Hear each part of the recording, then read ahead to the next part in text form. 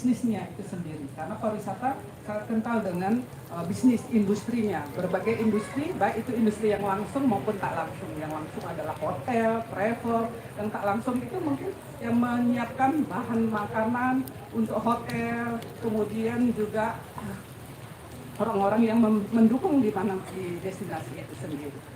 Nah, kemudian G itu government, baik di tingkat nasional, di level nasional, kemudian Pemdanya, sampai yang terbawah mungkin pemerintah desa.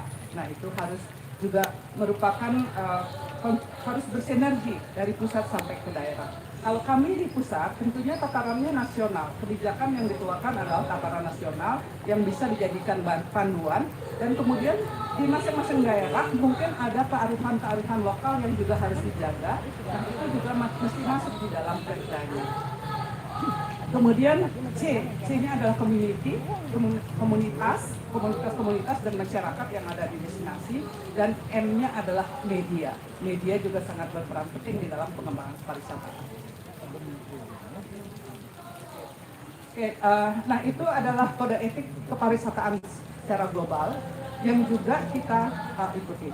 Kemudian kalau adik-adik ingin mendapat lebih detail informasi atau bacaan tentang kode etik ini, bisa di Google, di search di websitenya World Tourism Organization atau UNWTO, atau di websitenya Kemenparekraf juga ada. Kemudian secara nasional, mungkin saya ada satu slide berikutnya. Pasti tujuan pembangunan kepariwisataan itu ada di Undang-Undang nomor 10 tahun 2009 tentang kepariwisataan. Nah, ini adalah panduan kita. Jadi pembangunan kepariwisataan itu tidak hanya serta-merta untuk ekonomi, tapi sebenarnya segala aspek kehidupan bermasyarakat, berbangsa juga ada harus didukung oleh pembangunan kepariwisataan itu. Ya, pertumbuhan ekonomi iya, kesejahteraan rakyat iya, tapi juga harus mendukung penghapusan kemiskinan, pengangguran, dan pelestarian alam, lingkungan, sumber daya, memajukan kebudayaan, kemudian mengangkat citra bangsa, rasa cinta tanah air, memperkukuh jati diri dan kesatuan bangsa. Nah, sebagian dari tujuan itu tentu sangat bersentuhan dengan sastra, ya enggak? Ya, oke. Lanjut. Nah, kemudian kalau kita bicara sastra pariwisata, dari tulisannya Prof. Darmo Putra, ya, saya dapatkan itu ada 4 poin. Bahwa ada literary tourism theme, jadi sastra bertema pariwisata. Kemudian ada literary places, literary figures, jadi tempat dan tokoh pariwisata, sastra. Lalu literary event, mungkin literary event ini adalah event yang salah satunya event yang sedang berlangsung di sini. Dan ekranization, alih wahana sastra. Oke. Lanjut. Nah, ini contohnya, ada beberapa contoh tentang sastra yang bertema pariwisata. Tentu banyak, mungkin adik-adik sudah pernah membaca, apakah itu novel juga.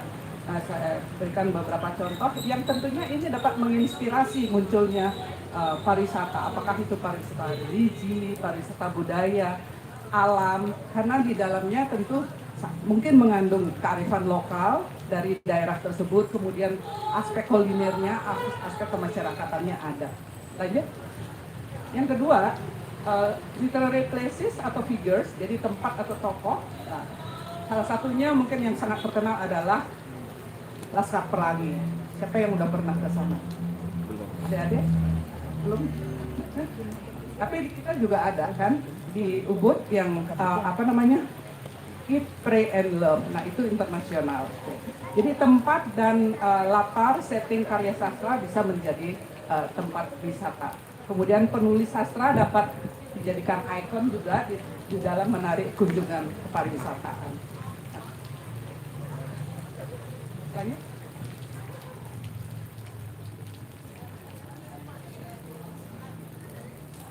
Nah, untuk novel Laskar Pelangi ini yang ditulis oleh Andrea Hirata, jadi setelah difilmkan, kemudian BPS mencatat di tahun 2019 itu terjadi peningkatan kunjungan yang sangat signifikan jika dibandingkan dengan 2010. 2010 sekitar 30.000, kemudian 2019 itu menjadi 348